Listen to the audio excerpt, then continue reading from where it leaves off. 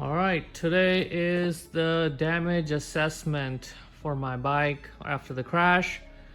So I was able to ride the bike home. As you can see, it's sitting in my garage. Um, I know they say, or I have heard it before, and it makes sense that if you're able to ride your bike physically and the bike is mechanically sound to be ridden, to get on the bike and ride it, so that way you're not nervous the next time or whatever. It's just good, like psychologically, it helps you out. So I was able to ride it physically. I was okay, and I'm still okay. I have a little bit of a soreness all over my shoulders and stuff like that, but that's going away slowly, but nothing major. I would say since the crash, my pain level has been like 1 to 10, 10 being the highest, like 3, 4 at the most, but 3 I would say is like majority of the time. But anyways, so this is the right side where the bike was down. The other side just dirty, but there's no damage to it. Both of the mirrors are gone. I have already ordered some aftermarket mirror. I really didn't like these mirrors anyways. They stick out way too far. So I got some smaller mirrors from Amazon. So they're on the way. So as you can see on this side, there's pretty much there's nothing wrong with the bike on this side. Like just dirty. That's it. And then here is where the damage starts. Like it went through some bushes, so the bushes knocked out the mirrors and it broke the mirrors on this side. It was in like some bushes, not even bushes, like small trees, I would say. They were like down there, and here's like, so that's the extent of the damage. The bike rode home. I didn't like go 100 miles per hour on it or anything after the crash, but I took it to like 50, 55. And the reason is usually when get in an accident or something like that, the faster you go, the faster things starts to fall apart, or they can come off and hit somebody. So I wasn't sure. My buddy did follow me for a while until we felt safe that he can go on his way and I can go start heading home.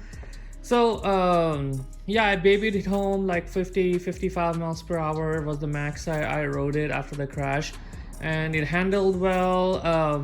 Everything. The only mechanical damage that happened in the crash was this. It's like a little connector that goes into my master cylinder. It's like a T, or not a T, but like a right angle connector. It's a plastic connector, and then one of the branches hit the connector right here and it broke it, and all the fluid leaked out, and it was like all over my tank. It was all over my pants. I was like, as I was riding it, it was like with the vibrations and bumps on all the fluid was leaking out.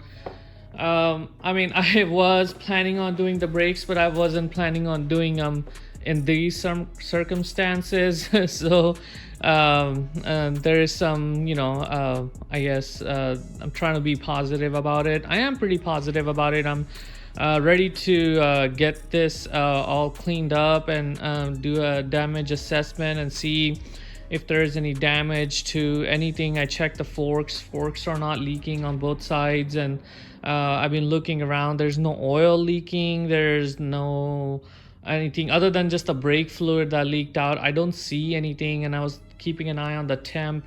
It was about well over like almost like a 45 minutes to an hour ride home from where I crashed. So it was a pretty far ride. So if there was something mechanically wrong with this bike, it would have showed up in my ride. So I feel pretty confident just hopping back on it and then riding it again. Other than I do have to get that little plastic piece for my master cylinder, which I'm waiting. Today is Monday, so all the bike shops, the Kawasaki dealers are closed on Sundays and Mondays for whatever reason. So I'm gonna see if they have it in stock on Tuesday, which is tomorrow. Then I can go grab it. If not, then I have the part number and everything. It's like very cheap, like under $15. I just don't want to wait for it. Like, you know, if they have it at the store, I'm willing to drive there and get it, or I can order it from Amazon and have it. But Amazon, it wasn't like a Prime product. It was like a private seller, so it was gonna take a few days for it to get here. So I was like, okay, I'm gonna try it out and see if I can get it from the dealer and then get this bike back on the road. So yeah, just give you guys like a little bit. So the light, I'm just gonna try to like buff it out. It already had from the previous owner. I bought it used. There was like a little scratch right here, so now there's the scratches on this side. I don't know if they were even scratches. They might be just like mud and stuff. But I will see if I can glue this together or what, or if it just like bent down. I'm not too concerned right now to make it look 100% or whatever. So I just want to be able to ride it again, get out there. I'm not gonna be going, of course, as aggressive as I was. Probably gonna take it a lot easier until I get my confidence back. I'm pretty sure my confidence is pretty shot right now. I mean, I feel pretty good mentally, but you never know until I get on the bike and start riding it aggressively, like, you know, or you know, at a good pace. What do you call it? When I rode it after the crash out, I didn't first the brake fluid was leaking, so I was worried about that. Like, you know, I didn't want the tires to be like slippery or anything like that. As you can see, the front wheel like all covered in like brake fluid. Like all this area is covered in brake fluid. So what do you call it? Yeah, I mean, you know, so I just babied it home. Didn't lean it or anything, just normal turns, speed limit and things like that. So it does need a lot of cleaning. There's a lot of dust and rocks and stuff stuck, a lot of things that are needs to be looked at. Like one of the things is, I'm pretty sure it's just loose. It's like my throttle, I noticed it was like a little loose. There's a lot of play right here, so I'm gonna open up the throttle cable. It's probably just like right here, and adjust it and see if I can get that to get that play out of there. And also my windscreen is it's working, but it's sticking, so I'm gonna take off all. The plan is to take off like the fairings on this side, just this one piece right here. It takes like not that long to take it off, and then see, assess it, and probably take it outside. And I'll probably most likely take it outside, power wash the whole bike, get all the gunk and dirt and whatever stuck in there out. So I'll keep you guys posted. Just wanted to give you guys an update and see how was the extent to my damage. From looking at it, I mean, I remember that I was able to brake really hard and slow the bike down tremendously. I was pretty much stopped. I looked at my video and I think I was going like 30 miles per hour or something like that, close to that, before the bike went down or slid down. So I mean, that's not that fast, I guess. And I was worried. So like I was saying, I wasn't going that fast when I went down. Also, if you look at my helmet, that's the extent of the damage. It's just a few scratches. My visor didn't even pop off or crack. There's like a few scratches right here. I have another visor, so that's not a problem. But like, just showing you guys that the helmet was not cracked or dented, or just few scratches on it, like on that side. The other side looks still pretty good. Yeah, that's it. So I'm gonna get this, take this apart, clean it up, and see if there's anything else. If there is, I'll show you guys. If not, then hopefully I can update you guys once I get this bike all put together and back to the best it can be for now. All right, thank you for watching, and if you like this content, or I appreciate if you like and subscribe to my channel, and ride safe and wear all your gear. I guess that's one thing I think did save me. I was pretty much wearing all the gears. I had like a Kevlar lined jeans, and I was wearing a motorcycle jacket, even though it was like, I don't have it here, it's in the power in the washer. It is like a Amazon brand jacket, but it had like the padding in it, or whatever you call it, the for, you know, on the elbows, the shoulders, the back. It has the pads in it, but nothing was ripped. As you can see, my helmet is barely scratched. My jacket didn't rip, my jeans didn't rip, and I do wear these boots. They are I have them inside the house, sorry. They're like they're not motorcycle boots, but they're construction or work boots. They're like steel toed and ankle protection and all of that.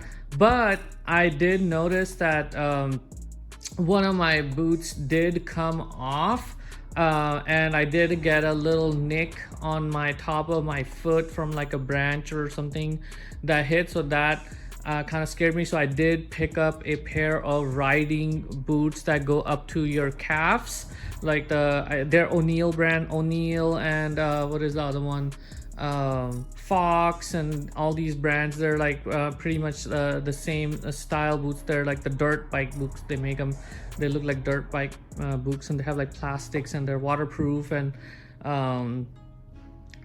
so I'm gonna be wearing those when I go on my rides on the weekends. I do commute on this bike to work, and so on those days I just wear regular shoes, because I mean, you don't never plan on going down, but you know, I don't plan on riding it very aggressively. I'm very defensive, driving very defensively when I'm riding to work, and all of that. So other than that, I'll keep you guys posted on what when I get this done, or if I find anything else. But from looking at it for now, and then like I said, I rode it home. I don't expect any surprises from this crash. Just what you see is what is damaged. I don't see anything on the frame. It just like barely hit, and then it like slid down like this slope. You saw the videos. So yeah, and then it landed kind of like on top of like bunch of like branches slash bushes or whatever. So it had like cushioning to land on. So I think that's what saved a lot of my bike, was that it landed on like a bunch of branches. They were like about inch or 2 inch thick branches, like from like just trimmings or whatever. They were just there like piled up, and that's where my bike kind of like went off the road, went down about 20 feet, and then landed on that pile of that branches. And that's what I believe what saved my bike, but also broke the mirrors and the my reservoir little connector, whatever it is, for the brake booster or the master cylinder. But that's nothing. I mean, it could have been worse. I could have been hurt. The bike could have been totaled, you know, or not retrievable. I'm very thankful to all the people that one thing I do want to say, I don't think they even watch my videos, is people that stop by to help me. They were very helpful, and then that puts faith back, puts faith in me, in humanity, that people still stop and then help out people in trouble. There was like at least 3 people that stopped. That Jeep, you saw that guy had a winch. He winched my motorcycle out of there, because I have seen a couple of crashes since I've been riding personally happening in front of me, and rarely people had stopped for them. But I think that was because there was no traffic or something like that. But for in my case, like, you know, there was the guy that the white truck, he stopped, and then he flagged down a Jeep, and he pulled me out. And there was another truck, my buddy that I was riding with, he went down to go get a strap, because the other truck, he didn't have a strap, so he went down to go get a strap. But then found these other people. They came back, they gave us water, helped us out, and he even said that he had a motorcycle ramp, and if I wanted to go home and get my truck. And I was like, no, I'm probably just gonna ride it home. We started the bike started right up. I looked at it, and I was like, okay, the back brakes are still working, still functional, so I should be able to just ride it home using the back brakes.